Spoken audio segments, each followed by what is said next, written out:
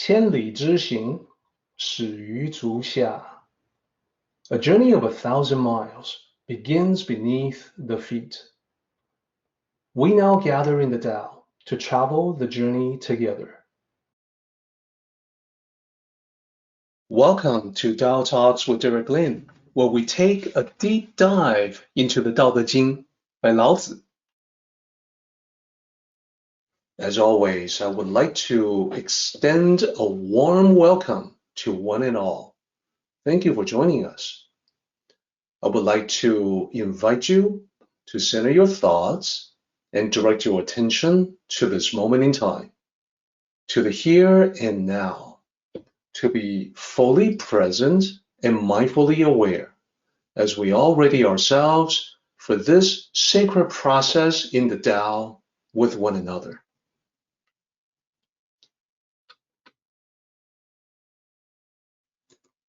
So now, without further ado, let's get right back into Tao Te Ching, chapter 80, to fully complete our discussion, starting with a recap of what we talked about previously.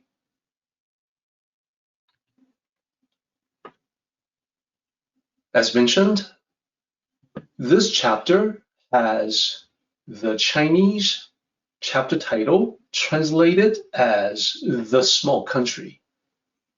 The small country, as we have seen, is an ideal place of the Tao. It's a place that is possible when the people in it live in accordance with the Tao, that is, live life in a virtuous way.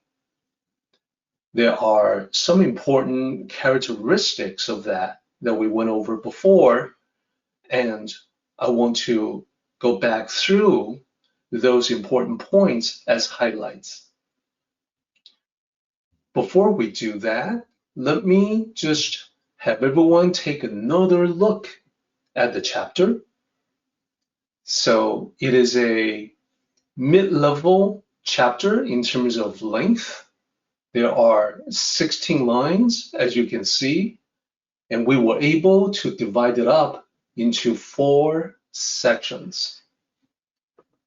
The first section, the introductory section, comes in calling this place the small country. And there is a specific reason for that. Then it talks about how the people have weapons but not use them, that they live in a way that is dignified, they regard death seriously, they don't want to move far away because they like where they're at. Section 2 expands upon that to further add to the point of not wanting to go away and having weapons but not wanting to use them or display them. Section 3 is a description of the simple life that is possible in this ideal place of the Tao. Section 4 is about how the people get along with one another, that they live in proximity of one another, they're not overcrowded, but people are definitely within visual and hearing range of one another so they can interact. And most importantly, toward the end of section 4, Lao Tzu talks about how these people, for as long as they live, they never go back and forth with one another. Not that they don't visit with one another, but that they do not have petty contention back and forth with one another or interference in one another's affairs. So this is what the chapter looks like in sectional view. Now, there's another way to look at this chapter, and that is to distill the chapter into the 6 main points, the 6 main characteristics of this ideal place of the Tao. To quickly recap that, here's what it looks like. These are the 6 points.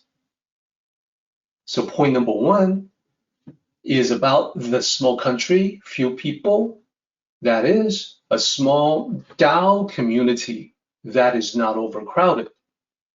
That's the first point.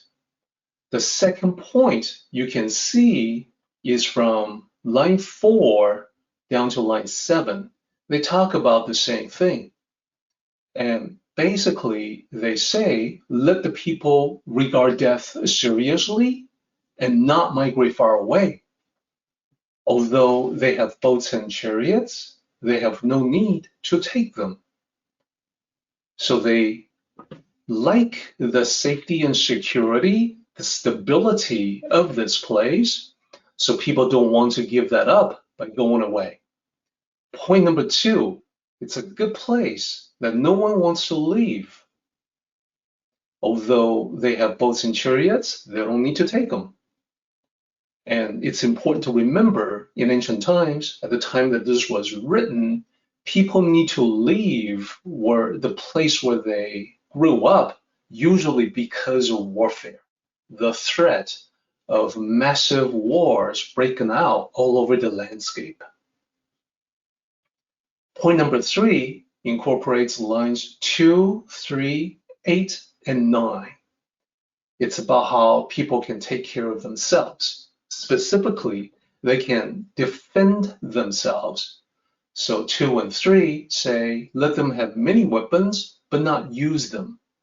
Not use them because they don't have to, because peace prevails. And then 8 and 9, although they have armors and weapons, they have no need to display them. So these two form a consistent point that the people are self-sufficient in terms of the ability to protect themselves and their loved ones. And this was especially important during the warring stage period when one's life could be immediately put in danger when warfare breaks out in a neighboring kingdom. And then point number 4, they live and enjoy the simple life. So this covers 3 lines. Let the people return to tying knots and using them, savor their food, admire their clothes, content in their homes, happy in their customs. So everything serves a particular purpose. Nothing is too complicated. That's point number 4. Point number 5, nearby neighbors support one another. And this is depicted as neighboring countries see one another, hear the sounds of roosters and dogs from one another. It's important to remember that countries, kingdoms, states in the Tao Te Ching correspond with one's life. So when we say neighboring countries, we're talking about the way you get along with your own neighbors, with the people in your own community. Then point number 6, they live in harmony all their lives. So these are the last 2 lines that I mentioned previously are subject to misinterpretation. The people, until they grow old and die, do not go back and forth with one another. So Lao Tzu was not specific about what he meant by going back and forth. We know from commentary that he did not mean going back and forth in terms of social visits. In this place, the people are friendly, they help one another.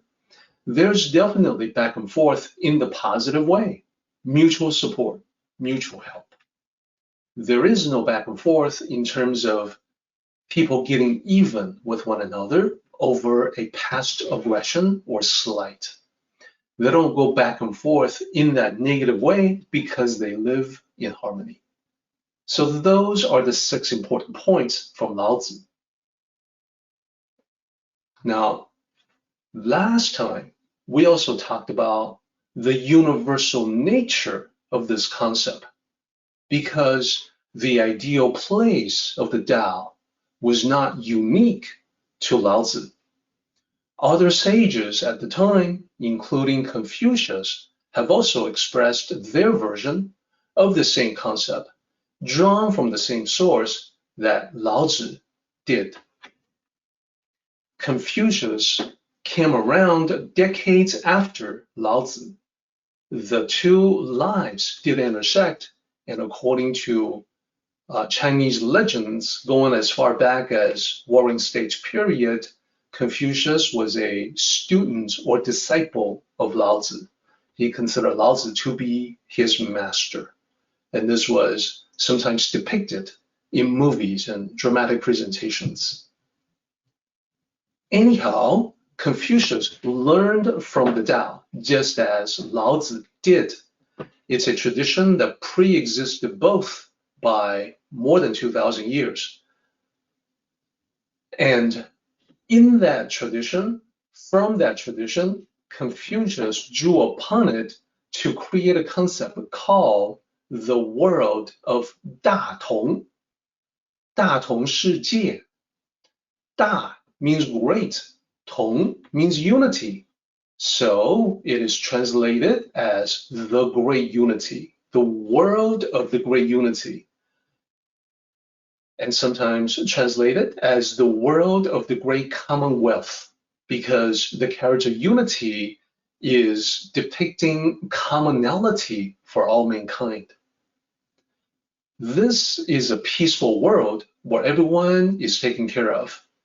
People live fulfilling and meaningful lives, and society is free of harmful and destructive elements like crime, contention, violence, etc. Last time, we were able to go into details about the way that Confucius described his concepts. And it seemed on the surface to be very different from the way that Lao Tzu described his concepts. And I pointed out that in reality, because they drew from the same sources in the great Tao tradition of old, that they actually had commonalities below the surface because of that. And I used a slide to depict the commonalities.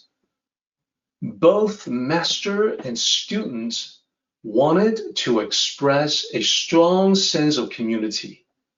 So for Lao Tzu, it is about a small place with not too many people, so you can really get to know each individual.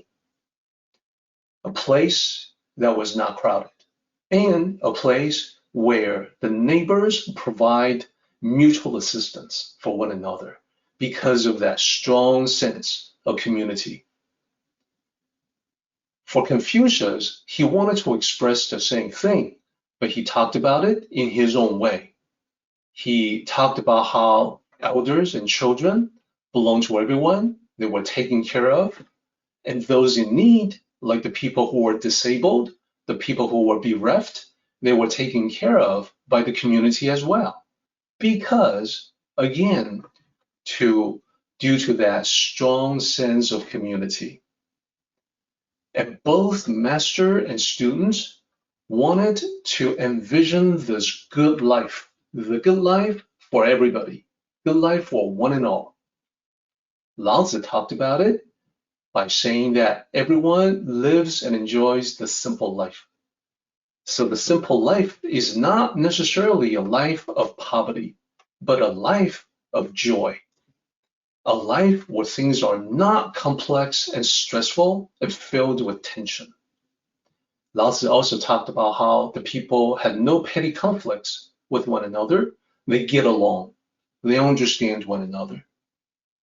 The way that Confucius talked about the same thing was how everybody plays a meaningful and fulfilling role to contribute to this community, this society. Confucius talked about how the different resources that people had were not wasted, they were not being hoarded, that they were utilized in a positive way. So this is, for Confucius, the good life. So both were expressing similar things. Lastly, both put an emphasis on safety and security. For Lao Tzu, he expressed it by noting that people in this place would be perfectly capable of protecting themselves. protecting themselves, their loved ones, their family. This is safety and security through strength. Those that would resort to violence and attack this place would know better than to test their strength. Confucius talked about it from a different perspective. He also wanted safety and security, but he expressed it by saying that people felt safe in such a place. There's virtually no crime. So these are the commonalities that we can easily see in both. They are the main points. So out of the 6 points that we identified for chapter 80, we can further distill them into these 3. So we can see that these are the most important areas to focus on. And this is true not just for the community, but also for our own lives, because when it comes to the Tao, there is always something we can do to further this vision, to create for ourselves an ideal place to live, to be, to enjoy. And this we talked about last time in terms of the application of the Tao. So when it comes to strong sense of community, we want to begin building that ourselves with the immediate environment. In the Tao, it's always about establishing peace and harmony within, extend that to the family, then to the community, etc. Respecting elders, nurturing the young, this will be something that Confucius emphasized. And for us, it just means treating the elderly and the young in a way that is kind and helpful. Nobody is left out. We are part of the community that takes care of everybody. For the second major point, the good life for one and all, if we were to go toward the vision of Lao Tzu, it would mean moving toward simplification in life. It would mean discarding, streamlining, making life simpler, less complex. And if we were to go toward more of a Confucius mode of thought, we would say we want to contribute to the team, to the community, to the society by playing the appropriate role. There's always some kind of role that we can play. And third, for safety and security, we can all take action by thinking about, considering, and implementing common sense precautions in our lives that will increase safety and security for us. Then we want to extend upon that, expand it out to establish and maintain security for everyone. The people around us, family, people we know, they can also benefit from the common sense precautions. So this ends the recap from last time, where we talked about not just the ideal place in the Tao, but also how we can make our own lives more like the ideal. We can move toward the ideal ourselves. So it is time for us to move into the paraphrase for Tao Te Ching, chapter 80. We begin with the 4 sections as before. Section 1 now should become quite familiar when we talk about the small country with few people. Here is the paraphrase that I would like to offer for that. The ideal place is not too big, so you can get to know every part of it very well. There aren't too many people there, so you can really get to know all of them individually. In this place, people are perfectly capable of defending themselves, so peace prevails. They live in dignity. They take life seriously, and they feel no need to move anywhere else. Then we move into section 2. This is a further amplification on not going anywhere and also being able to protect themselves. So these are reiterations of concepts presented in the first section. Here is the paraphrase I want to offer for section 2. The people have the means of transportation, but because they are prepared for possible attacks, they don't need to use them as a means of escape.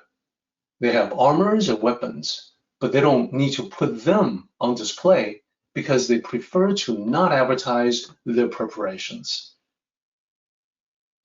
So now we get a pretty good sense of how the people are as they reside in this ideal place. Then section 3 talks about the simple life that is possible in this place. So Lao Tzu has multiple descriptions of that, and I want to render those descriptions in paraphrase format as follows. They use simple solutions in everything they do, like tying ropes as reminders. They favor simplicity in every aspect of life. This includes their meals, their clothing, their homes, and their customs. Everything serves a purpose, and nothing is too complicated.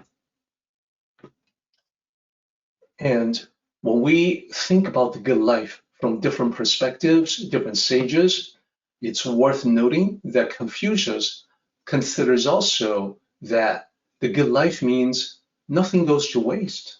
The resources are utilized in an intelligent way. Lastly, in section 4, it is about community again. And this is the harmonious coexistence of the people in this ideal place, the way they get along, the way they are free from petty conflicts, the way they help one another. So here is the paraphrase for that. They do not live far away from one another, so they can see and hear each other and provide mutual assistance and support when necessary. They live out their lives without ever getting into petty squabbles with one another. This is the way of everyone who lives here in the land of the Tao. So there you have the paraphrase. And remember, the paraphrase is something that everyone can do based on your own understanding of this particular chapter. I would encourage everyone to create a paraphrase of your own. It really does wonders to increase one's own understanding and appreciation of the ancient wisdom. Finally, we can go to the full circle discussion to wrap everything up. In the last line of this particular chapter, Lao Tzu talks about how people never engage in meddling or petty conflicts with one another. And the way that he says it is that the people, until they grow old and die, they don't go back and forth with one another in that negative way. So we can link this back to the beginning. When we do so, we see the description of the small community with few people. So forming the full circle here, this is about how when you don't have too many people to get to know, you can really get to know the few individuals, and therefore get along harmoniously with them. Thus, the message is clear. The important thing about the connections we make in this world, the connections we make with one another, the important thing is quality, not quantity. It is better to have just a few people who really know you and understand you than having thousands, millions of fans who don't really know the real you. There's nothing more lonely than to be among tons and tons of people who shower you with praise and adulation, but have no idea about who you really are. So from this, we can draw from this idea to combine it with the simple life. The simple life is not just about possessions, meals, clothing, house, and customs. To live a simple life, that applies to simplifying social life as well. Simplifying social life in this context means being selective about the people that you really get to know, the people you interact with. Are they quality individuals? Do they inspire you to be better than you are? They say that you are the average of the 5 people closest to you. I think there's something to that. You want to elevate the quality of the people closest to you and therefore elevate yourself. And my remark is that this is the path to contentment and happiness. So lastly, I want to draw a couple of lines from the description of the simple life by Lao Tzu. Basically, content in their homes, happy in their customs. So that, I think, is a nice way to encapsulate the simple life, a life that is happy and joyous, a life that is in accordance with the Tao.